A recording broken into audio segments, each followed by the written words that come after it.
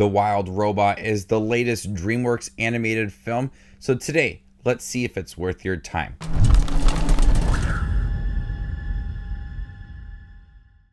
Hey everybody, my name's Justin. Here I try to watch everything that hits theaters and on streaming services. If you guys are like me, go ahead and hit that subscribe button down below and click that bell notification for more up and coming content. Shipwrecked on a deserted island, a robot named Roz must learn to adapt to its new surroundings. Building relationships with the native animals, Roz soon develops a parental bond with an orphaned gosling. The Wild Robot is not only one of the best animated films I have seen this year, The Wild Robot is one of the best animated films I have seen this decade.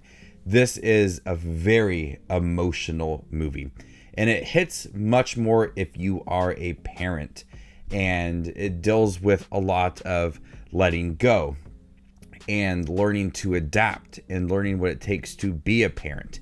It's got such heavy themes that it becomes such a realistic story for a parent like myself of 4 kids.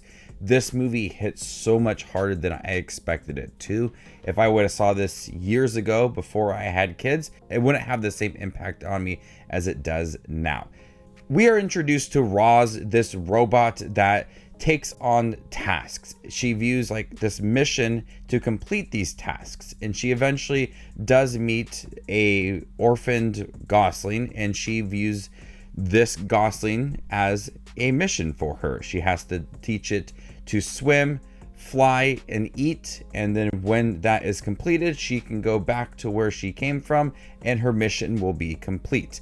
But along the way, she meets these native animals like a fox voiced by Pedro Pascal and the orphan gosling voiced by Kit Connor. They all learn things from each other. The fox and the gosling teach this robot to feel what it is to be part of a family and to feel love and learn to adapt. And this robot is trying to teach this young gosling to fly, eat, swim. But what works so well with this movie is that development of that relationship. You have this gosling and this robot that are viewed in this deserted island to be kind of outcast, and people don't really like interacting with them. The native animals often call Roz a monster, and this gosling is not able to interact with the other geese. They'll often make fun of him and don't believe that he can join their migration. So throughout this film, we have this understanding of that relationship, and it's like a mother and son relationship. Even if Roz just views at times like it is a task, the film allows for that relationship to grow very naturally and develop more and more to where it does feel like more of a mother-son story. And we see that Roz is kind of peeling more away from her typical robot nature and her programming to more of an understanding of what it means to love someone and be there for them and take care of them. And that is such a sweet story. Lupita Nyong'o as Roz, there is so much heart to her voice performance, such a likeness to that character that you want to see her adapt outside of her programming. You want to see her be able to understand more of the native animals' daily routines and their lives and be part of all of that and just love. It's such a sweet story.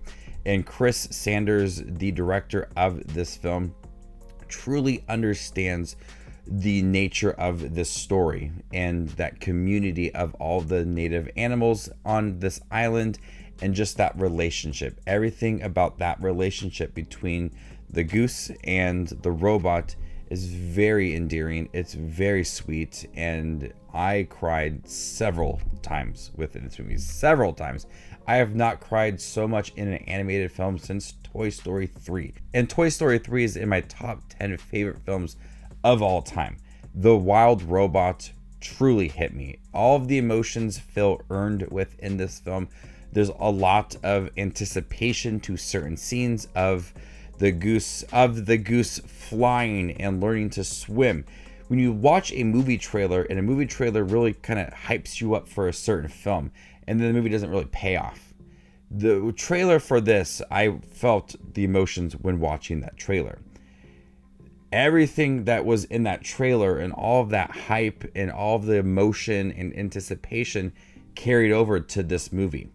And the sequences of the goose flying and eating and swimming, it feels like, there's like the montage and all the music surrounding it, and everything is just so heightened, and it's so beautiful to watch that journey, and the music accompanies that so well. But you feel like all of these scenes that were in the trailer that we all were hyped up for are earned in this movie, and we feel all of that respect to the story and watching that relationship grow. The voice performances are really good. I didn't expect the fox, voiced by Pedro Pascal, to be much involved within this movie, because I saw that the trailer was about the robot and the goose. I didn't expect for the fox to be so involved. And the fox, oh my gosh, the story for the fox is so sweet as well. Fox that doesn't really like a lot of people, that just wants a friend. And it's so sweet to watch that grow, and how he's connected to Bright Bill, this goose, and the robot as well. But all the other performances from Stephanie Hsu and Mark Hamill and Ving Rhames, they all add a personality to their characters, good or bad. Most of them are very likable, and seeing how the other animals, the predators and the prey, can also get along, which is a nice bonus storyline that just adds so much depth to this film. The animation is superb. It looks really good. It's got like this painting style to it, but all of the nature sequences and the robot designs and all of the interaction between the animals, and even some of the futuristic moments within here, it is absolutely stunning. It's one of DreamWorks Animation's best looking films. It does feel a little bit similar to Puss in Boots: The Last Wish, and I love that style. I love what they can do with animation, kind of breaking away from your typical look to an animated film. But even the animated films, they look great, but I'm always impressed with what they can do with animation, and The Wild Robot is just another step up with the technology and what they're able to achieve. The Wild Robot, it's highly emotional. It deals so much with heavy themes of life and death and letting go and learning to adapt and always being there for your child and your loved ones, and watching this robot learn what it takes to be a mother, that you can't go in with having a plan.